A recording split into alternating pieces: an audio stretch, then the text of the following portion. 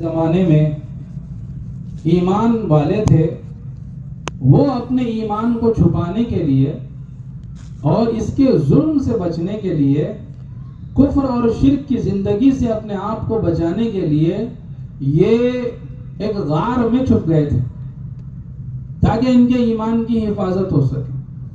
صرف 7 نوجوان، کوئی بہت بڑا مجمع نہیں، لیکن اللہ تعالیٰ نے ان ایمان والوں کے لیے کیا نظام چلایا؟ ان ایمان والوں کے لیے اتنا بڑا نظام چلایا کہ بتایا اللہ تعالیٰ نے کہ یہ جو کچھ بھی ہے ایمان والوں کے لیے، پوری کائنات اس کے غلام ہے اگر وہ ایمان والا ہے، اور جس سے چاہے جس طرح چاہے اس کائنات سے تم فائدہ اٹھا سکتے ہو اگر تم ایمان والے ہو۔ وہ نوجوان گئے، تھکے ہارے تھے سفر کی وجہ سے، غار میں جا کر سو گئے۔ ان کا نظریہ یہ تھا کہ جب ہم اٹھیں گے، بھوک محسوس ہوگی، اس کے بعد کھانے کے اعتبار سے سوچیں گے کہ کیا کرنا ہے۔ لہذا جب وہ سوئے ہیں، اللہ نے یہ چاہا کہ ان کو ابھی نہ اٹھایا جائے۔ یہ کب اٹھایا جائے؟ ان کو اس وقت اٹھایا جائے جب اس وقت کا موجودہ بادشاہ ختم ہو جائے، مر جائے، چلا جائے، اور ایسا بادشاہ یہاں بادشاہت کرے جس کے پاس ایمان والوں کی قدر ہو، اس وقت ان کو اٹھائیں۔ تو جب یہ سوئے ہیں تو 309 سال تک سوئے، 300 سنین وازدادوا 9، 309 سال تک سوئے۔ ہم میں سے کوئی کتنا ہی سو لے، اتنا تو نہیں سو سکتا ہے، لیکن اللہ نے سلایا۔ اور سونے کی وجہ سے، اتنا لمبا سونے کی وجہ سے کوئی زندہ رہے، بالکل محال ہے۔ ایسا نہیں ہو سکتا کہ کوئی 309 سال تک سوئے، بھوکا پیاسا اور زندہ بھی رہے، یہ بھی نہیں ہو سکتا۔ لیکن اللہ تعالیٰ نے ان کو زندہ رکھ کے بتایا۔ اور یہ بھی بڑی کمال کی چیز کہ وہ اتنا لمبا سونے کے بعد بھی یہ محسوس کر رہے ہیں کہ ایک دن یا اس سے کم سوئے ہیں۔ یہ اور بھی تعجب کی چیز، ہم میں سے اگر کوئی شخص 2 گھنٹے کی نیند کرے تو اسے محسوس ہو جاتا ہے کہ نیند کم ہوئی ہے، اگر زیادہ سوئے تو اسے محسوس ہو جاتا ہے کہ میں زیادہ سویا ہوں۔ لیکن یہاں کی صورتحال یہ ہے کہ 300 سال تک سوئے ہیں اور اٹھنے کے بعد اب ان میں اختلاف ہو رہا ہے۔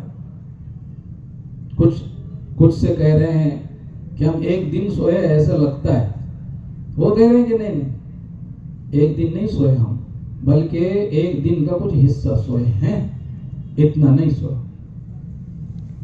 اب یہ جو سورج ہے، جو اتنا بڑا سیارہ، یہ جو سورج ہے، اس سورج کو اللہ تعالیٰ نے 300 سال تک ایک کام پہ لگا دیا تھا ان 7 نوجوانوں کے واسطے۔ اندازہ کیجئے کیا فرمایا، وَتَرَى الشَّمْسَ إِذَا طَلَعَتْ تَزَاوَرُ عَنْ كَهْفِهِمْ ذَاتَ الْيَمِينِ وَذَاتَ الشِّمَالِ، کہ اس سورج سے اللہ نے فرما دیا تھا کہ میرے ایمان والے بندے یہاں آرام کر رہے ہیں، خبردار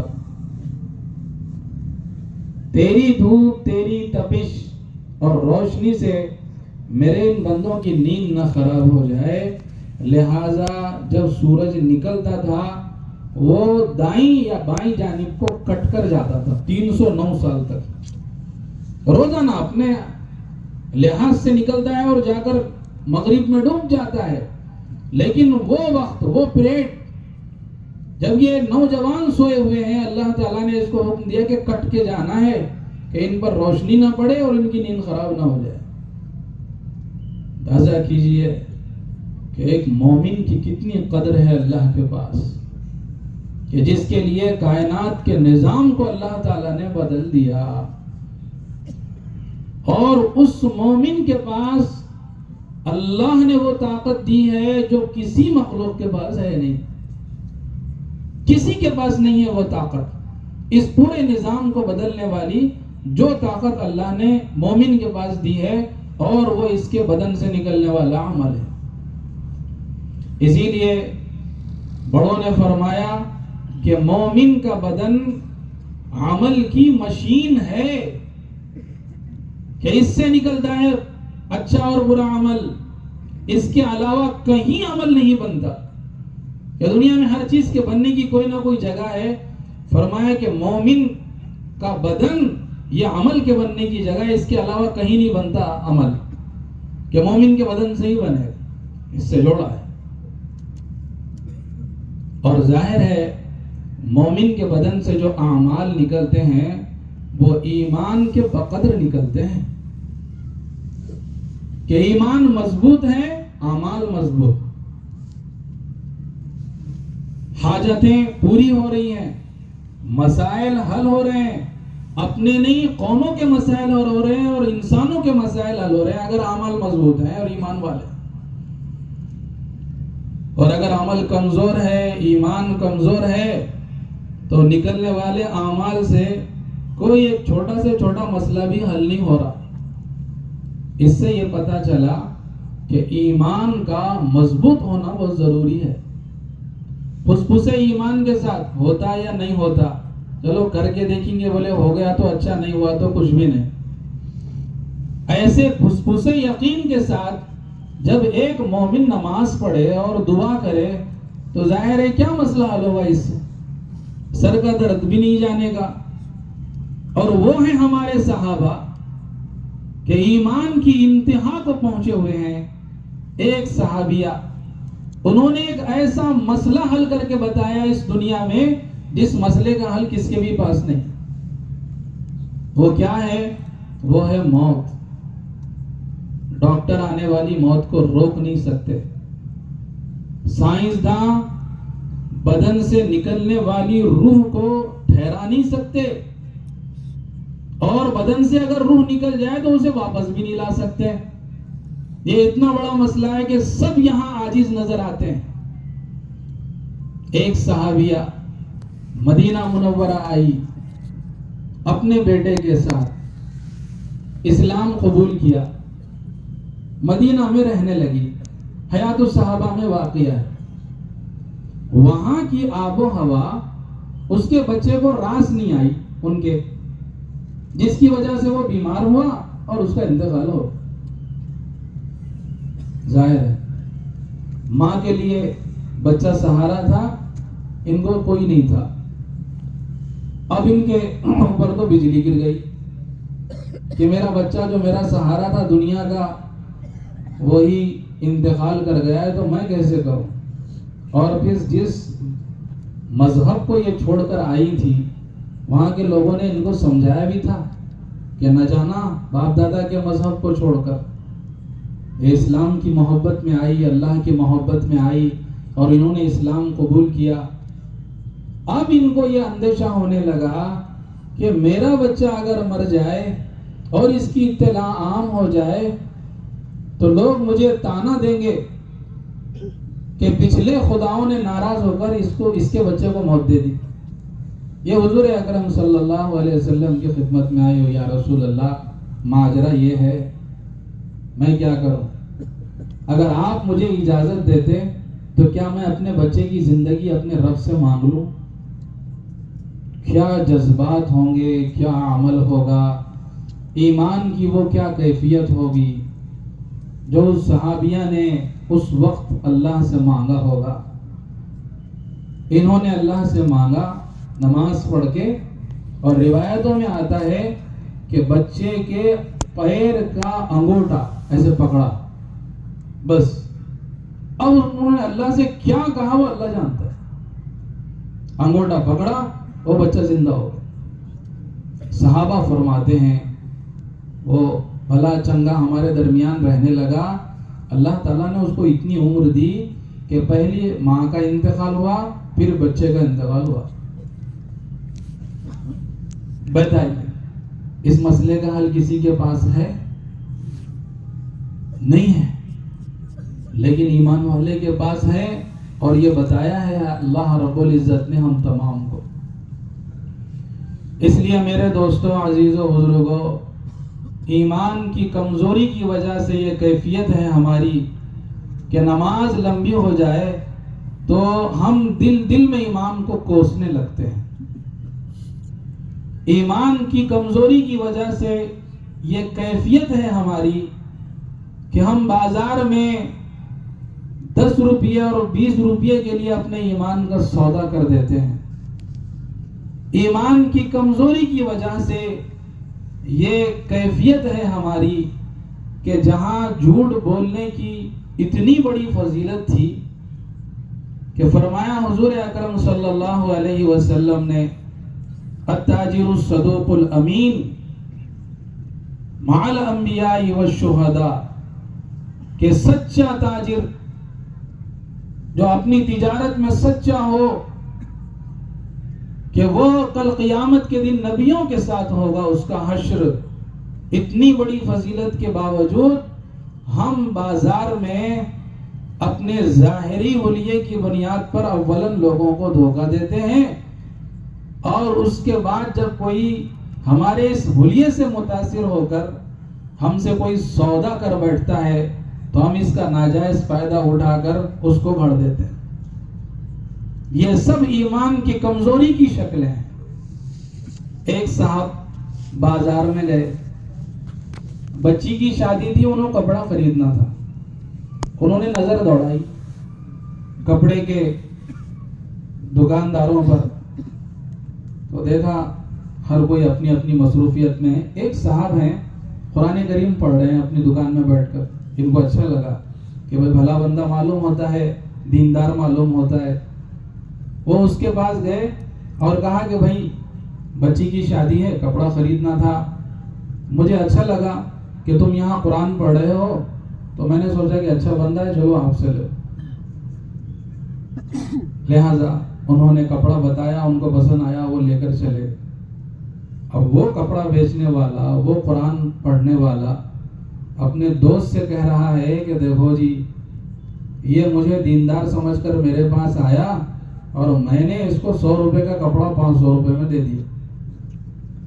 تو دوست کہنے لگا کہ واہ واہ واہ واہ واہ واہ کہ تم نے اپنے یہ ظاہری حلیے کی کتنی کم قیمت لگائی. یہ صورتحال ہے. یہ سب ایمان کی کمزوری کی شکلیں ہیں. بازار سے لے کر گھر تک, گھر سے لے کر مسجد تک, ہمارے معاملات, ہماری معاشرت کتنی تباہ ہو چکی. یہ سارے مسائل یہ ایمان کی کمزوری کی وجہ سے.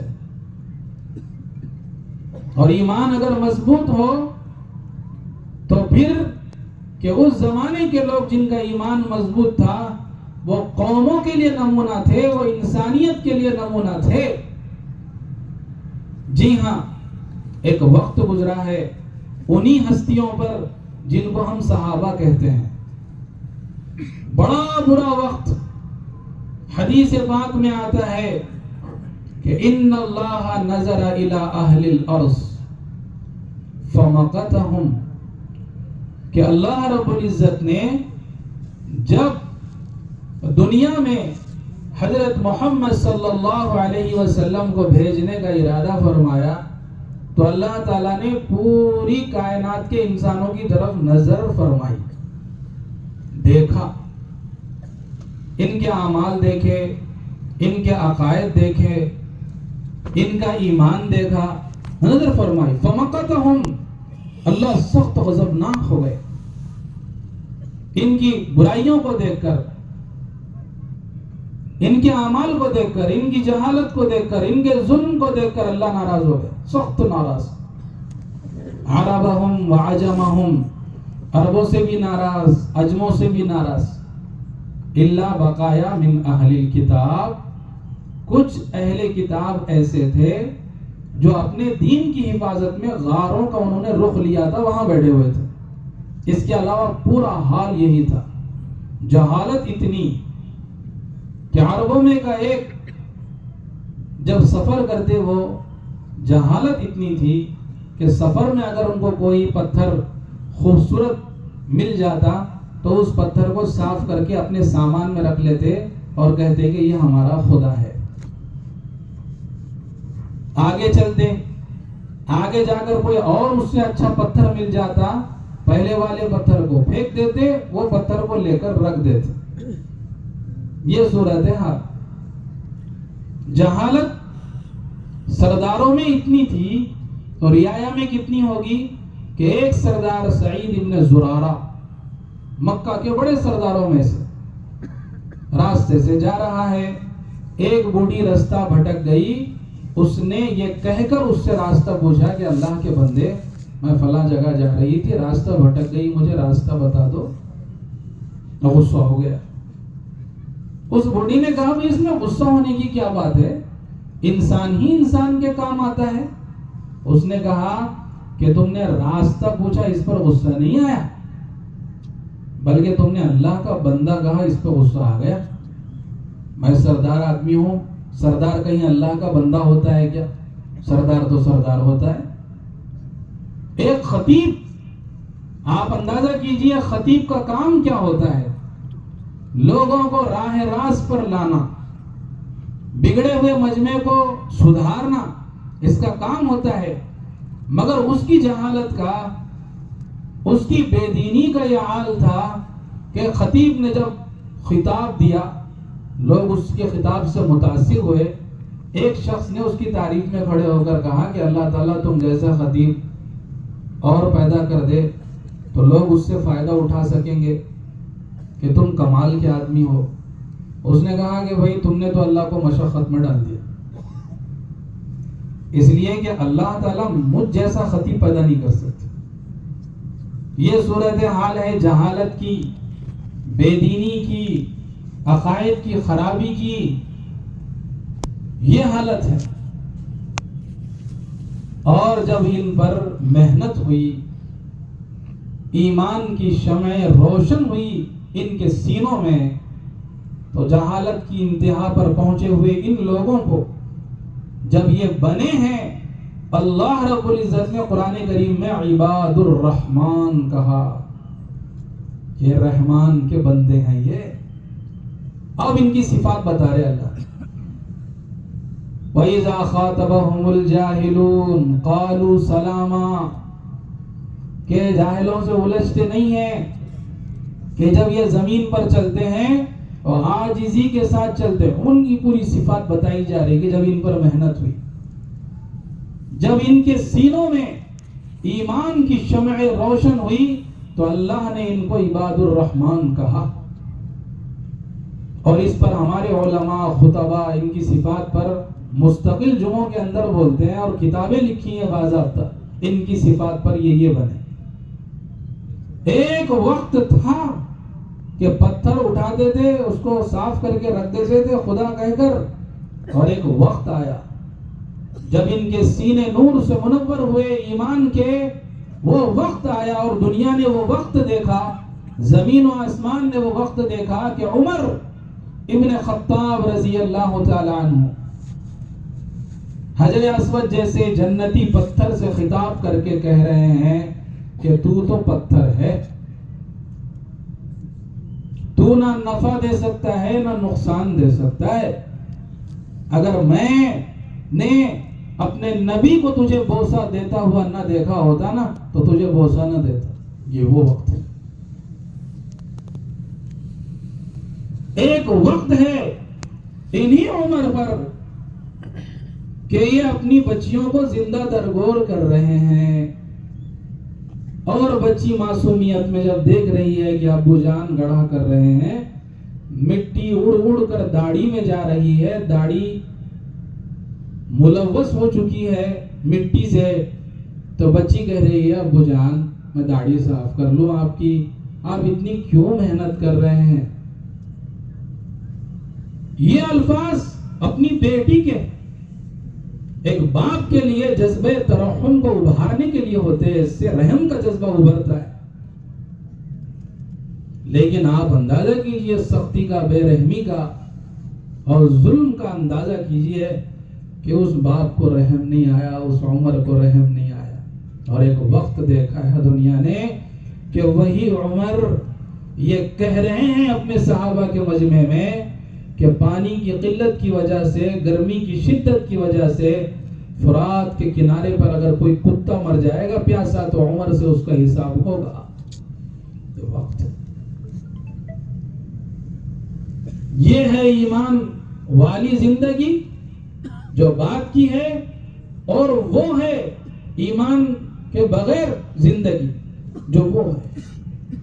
ان دونوں زندگیوں میں کتنا فرق, اور یہ دونوں زندگیاں اللہ رب العزت نے ہمارے سامنے رکھی کہ دیکھو یہ ایمان والی زندگی اور یہ بے ایمانی کی زندگی. اس لیے میرے عزیزوں دوستوں بزرگوں, ایمان والے کے ایمان کا بننا از حد ضروری. گھر نہ بنے ہم رہ جائیں گے, کھانا نہ ملے رہ جائیں گے, کپڑا نہ ملے کوئی بات نہیں, سطر ڈھانکنے کا کپڑا مل جائے زندگی گزر جائے گی. ایمان نہ بنے تو نہ دنیا میں رہنا اچھا, نہ آخرت میں جنت میں جانے کا کوئی امکان. دنیا میں بھی اللہ کے تمام وعدوں کو مشروط کیا ہے ایمان کے ساتھ, اور آخرت میں جنت کا داخلہ بھی مشروط ہے ایمان کے ساتھ. نہ ہم یہاں بچ سکتے نہ وہاں بچ سکتے, ہمیں ایمان لانا ہے. اور وہ ایمان مطلوب ہے جو صحابہ کا ہے. فرمایا آمنو کما آمن الناس, کہ معیار وہ صحابہ کا ایمان, وہ لیول کا ایمان چاہیے. اب یقیناً ہم وہ ایمان تو لا نہیں سکتے کہ وہ پہلی رات میں صحابہ اپنی بیوی کے ساتھ لیٹے ہوئے ہیں اور جنت کے اور آخرت کے مناظر میں گم ہیں, اور ہماری صورتحال یہ ہے کہ ہم مسجد میں ہو کر بازار میں ہیں. وہ ان کے ایمان کی کیفیت, تو ہم تو وہاں تک نہیں پہنچ سکتے. انشاءاللہ پہنچنے سے پہلے انشاءاللہ ہم کو دم بھی نہیں لینا ہے. کریں گے بھائی انشاءاللہ کہ اپنے ایمان کو بنائیں گے. اس ایمان میں اضافے کا جو بنیادی سبب ہے وہ دعوت کی محنت ہے, جو اللہ رب العزت نے خصوصی طور امتیاز کے طور پر اس امت کو عطا فرمائی. ہم یہ سمجھتے ہیں کہ پچھلی قوم کو یہ کام نہیں ملا تھا, عمومیت کے ساتھ ملا تھا, خصوصی اعتبار سے یہ کام ہم کو اور آپ کو ملا ہے.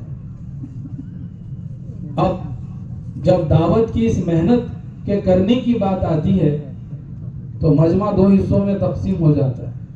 کچھ حضرات یہ سمجھتے ہیں کہ نماز کی دعوت وہ دے گا جو نمازی ہو, سچائی کی دعوت وہ دے گا جو سچ بولتا ہو, خیر کی دعوت وہ دے گا جو شر سے بچتا ہو, معاملات کی صفائی کی بات وہ کہے گا جو معاملات میں اچھا ہو, معاشرت جس کی اچھی ہو وہی لوگوں کو اچھی معاشرت کی بات کہہ سکتا ہے.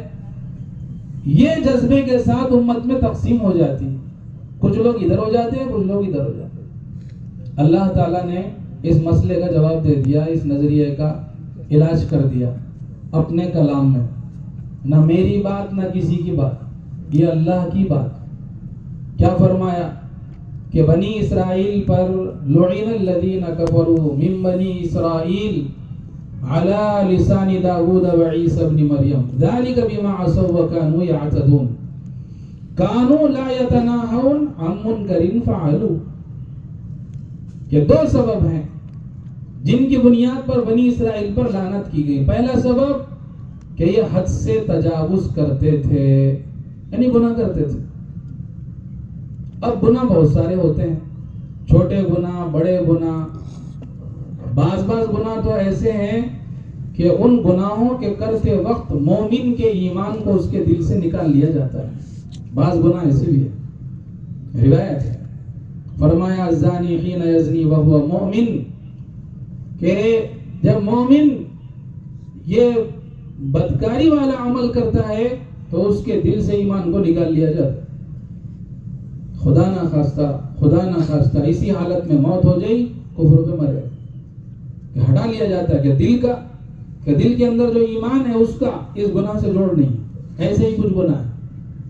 ایک تو یہ سبب ہے اللہ کی طرف سے لعنت کا.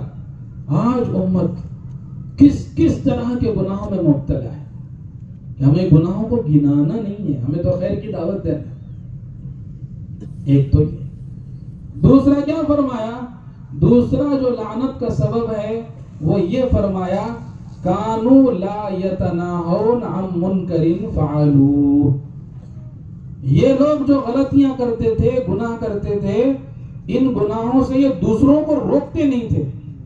وجہ یہی ہے کہ بھئی جب ہم یہ گناہ کر رہے ہیں تو ہم لوگوں کو اس گناہ سے کیسے روکیں؟ وہ یہی بات فرمائے۔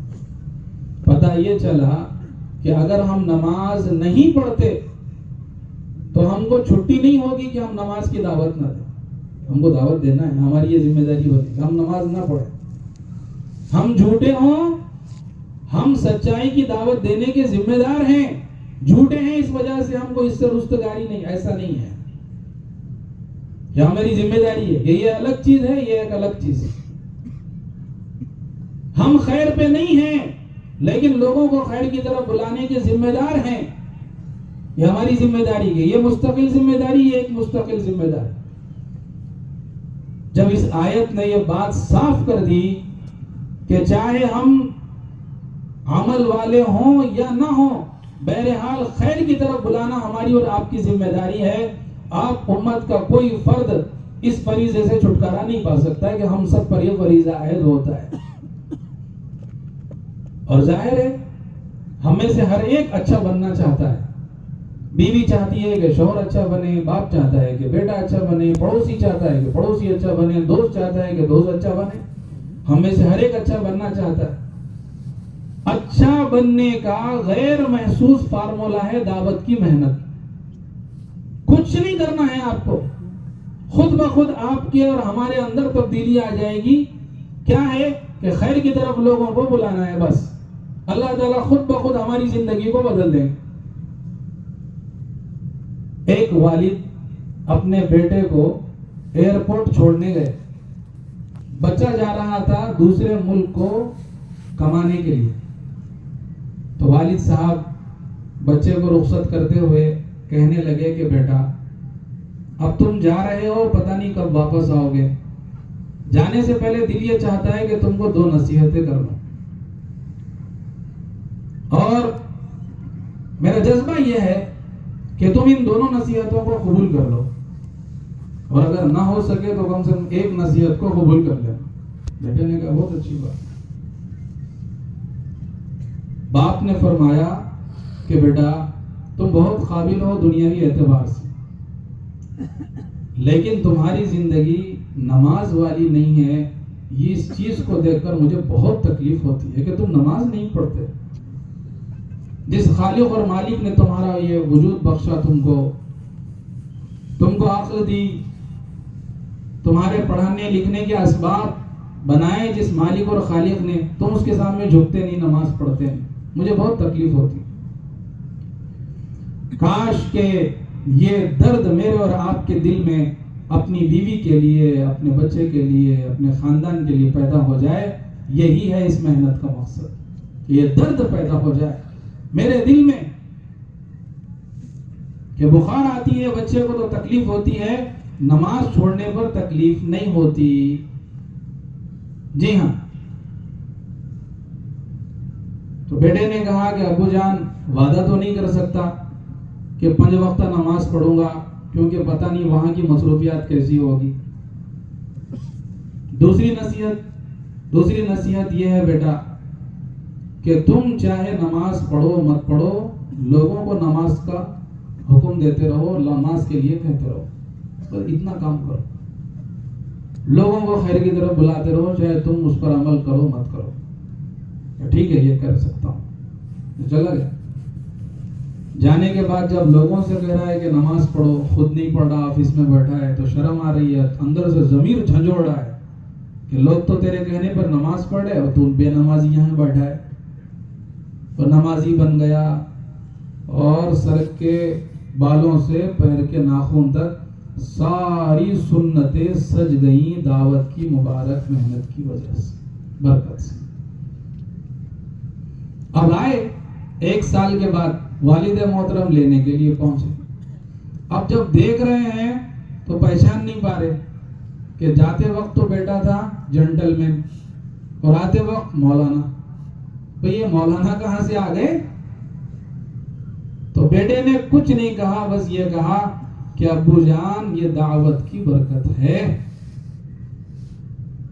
میرے عزیزوں، دوستوں، بزرگوں، یہ چہروں پر داڑیاں، یہ سروں پر ٹوپیاں، یہ دینی ماحول، یہ اتنا بڑا مجمع، اللہ کے دین پر مال اور جان کے لٹانے کے جذبے، یہ کس کی برکت ہے؟ یہ دعوت کی برکت ہے کہ کروڑ روپیے اگر ان خدمت کرنے والوں پر خرچ کر دیے جائیں حکومتی سطح پر، یہ پارکنگ والوں پر، یہ دیگر نظم چلانے والوں پر، ویسا نہیں کریں گے جیسے یہاں فری میں کرتے ہیں۔ یہ دعوت کی برکت۔ آج جو دین کی کچھ رمق دمق، یہ دعوت کی برکت۔ مدارس کا وجود ہمارے علماء کی محنت اور دعوت کی برکت۔ یہ مسجدوں کی آبادیاں، یہ ہمارے علماء کی محنت، دعوت کی برکت۔ اس کام سے اللہ رب العزت نے ہم تمام کو اور پوری امت مسلمہ کو جوڑا تھا، رستگاری نہیں تھی۔ یہ بدلنے والا کام ہے زندگیوں کو۔ اس سے عبادتیں بدلیں گی، معاشرت بدلے گی، معاملات بدلیں گے، کہ پوری زندگی کا ہر شعبے کا ہر عمل، کہ اس میں جان پیدا ہوگی اس دعوت کی برکت سے اور دعوت کے کام سے۔ اور اس لیے ہم لوگوں کو اس کام میں لگنا ہے انشاءاللہ۔ تو لگیں گے بھائی، اپنے اعتبار سے کریں گے نا بھائی انشاءاللہ۔ ہم جہاں رہیں گے، جس حال میں رہیں گے، ہم اس محنت کو کریں گے نا انشاءاللہ، کہ ہاں یہ ہماری اور آپ کی ذمہ داری ہے۔ اور قرآن کریم میں 3 سبب بتائے گئے ہیں اللہ کے عذاب سے اپنے آپ کو بچانے کے، کہ اللہ کا عذاب اعمال کی بنیاد پر آیا چاہتا ہے، اس سے اگر بچنا ہے 3 سبب بتائے قرآن کریم میں۔ ان 3 سبب کو ہم نے سننا۔ پہلا سبب فرمایا وما کان اللہ لیعذبہم وانت فیہم۔ اے نبی جی، آپ اپنی امت میں اپنے وجود کے ساتھ جب رہیں گے، ہم اپنا عذاب نازل نہیں کریں گے آپ کے وجود کی برکت سے۔ ہمارے نبی اپنے جسم اطہر کے ساتھ اپنی پاک قبر میں آرام فرمائے، ہمارے درمیان نہیں ہے، ایک سبب ختم ہو گیا۔ دوسرا سبب وما كان الله ليعذبهم وهم يستغفرون، کہ اگر یہ امت اپنے گناہوں کی بخشش طلب کرنے والی ہوگی، ہم ان پر عذاب نازل نہیں کریں گے۔ بھئی کوئی گناہ سے معافی اس وقت چاہے اور بخشش اس وقت طلب کرے جب اپنے آپ کو گناہگار سمجھے۔ امت کا ایک بہت بڑا طبقہ اپنے آپ کو غلط سمجھتا ہی نہیں، گناہگار سمجھتا ہی نہیں، تو کہاں سے توفیق ہوگی استغفار کی؟ لہذا اس پر بھی امت کا پورے اہتمام کے ساتھ عمل نہیں ہے۔ تیسرا سبب فرمایا وما كان ربك ليهلك القرى بظلم واهلها مصلحون۔ فرمایا اللہ تعالیٰ کسی بستی اور کسی علاقے پر عذاب نازل نہیں کریں گے اگر اس بستی اور اس علاقے کے کچھ لوگوں کی اصلاح کی فکر میں لگے رہیں گے۔ پتہ یہ چلا کہ لوگوں کی اصلاح کی فکر کرنا یہ بجائے خود عذاب سے اللہ کے پوری امت کو بچانے کا سبب ہے۔ اس فکر میں، اس کام میں لگنا، لہذا چھٹی ہے نہیں۔ اب کوئی یہ کہے کہ صاحب ہم عبادت تو کرتے ہیں، تلاوت بھی کرتے ہیں، ذکر بھی کرتے ہیں، حج بھی کر رکھا ہے، اعمال خیر میں حصہ لیتے ہیں، یہی نہ کریں تو کیا ہوگا؟ اس کی مثال ایسی ہے جیسے وہ کسی بڑے شہر کی بڑی سڑک سے گزر رہا ہے، ایک جگہ سگنل لگا، ٹریفک اور رک گیا، ہری بتی جلی، چلا، پھر آگے کچھ دور جانے کے بعد وہاں ایک سگنل لگ گیا، تو وہ وہاں نہیں روکا تو کیا ہوگا؟ ٹریفک پولیس چالان کاٹے گی۔ وہ کہے کہ بھئی پیچھے تو رکا تھا نا، پیچھے تو رکا تھا، پھر یہاں چالان کیوں کٹ رہا ہے؟ کہ وہاں رکنا وہاں کی ذمہ داری تھی، یہاں رکنا یہاں کی ذمہ داری ہے۔ اگر تم حضرت محمد صلی اللہ علیہ وسلم کے امتی ہو، عبادت کر کر مطمئن ہو جاؤ تو نہیں چلے گا کہ یہ بھی اپنی ایک ذمہ داری ہے دعوت، اس کو بھی پورا کرنا پڑے گا۔ ختم نبوت کے طفیل میں اللہ رب العزت نے ہم تمام کو یہ محنت دی ہے، یہ ہم کو کرنا ہے،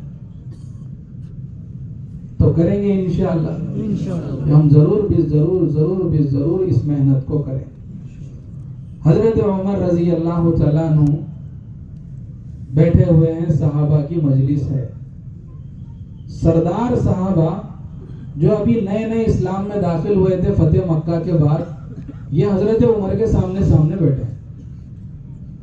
اب مجلسیں ایسی ہوتی ہیں کہ لوگ آتے ہیں، آہستہ آہستہ آتے ہیں لوگ، اور مجلسیں بھرتی ہیں، ایک بار کی پورے لوگ نہیں آتے، تو سردار بیٹھے ہوئے ہیں۔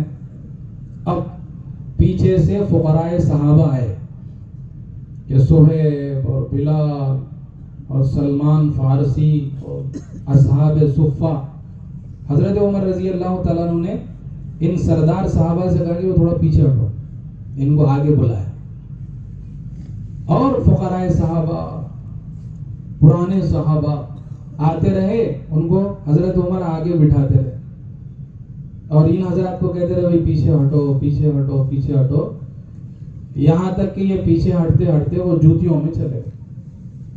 اب یہ تھے سردار، اور سردار کو تو سنا ہی ہے آپ، سردار کیسے، اور اسلام لا چکے تھے بہرحال، لیکن سردار تھے۔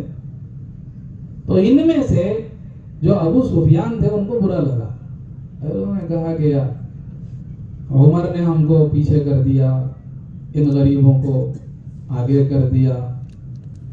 تو انہوں نے یہ بات حضرت عکرمہ سے کہی، عکرمہ سے کہا کہ بھئی یہ ہو گیا۔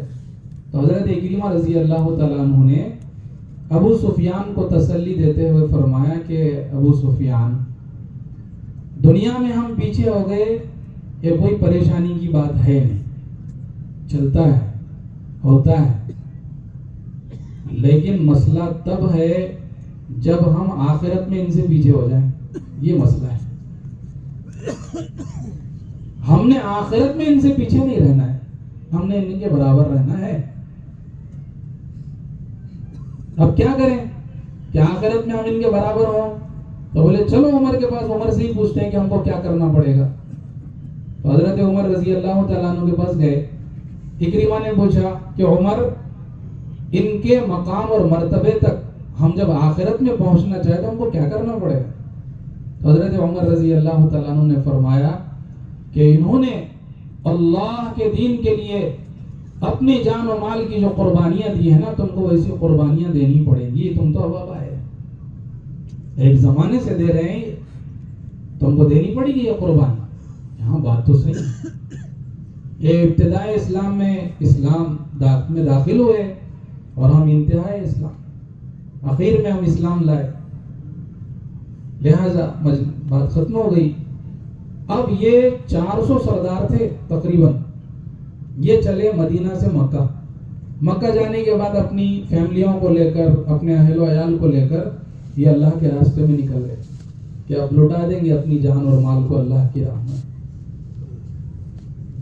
وہاں یرموک کی لڑائی ہو رہی تھی، ان کو اطلاع پہنچی کہ مسلمانوں کا لشکر بہت مختصر ہے، اغیار بہت بڑی تعداد میں ہیں، وہ 4 لاکھ ہیں، مسلمان 40,000 ہیں، لہذا صورتحال یہ ہے کہ انہوں نے مسلمانوں کو پیچھے کرتے کرتے ان کے اپنے پڑاؤ تک سمیٹ دیا ہے، یہ صورتحال ہے۔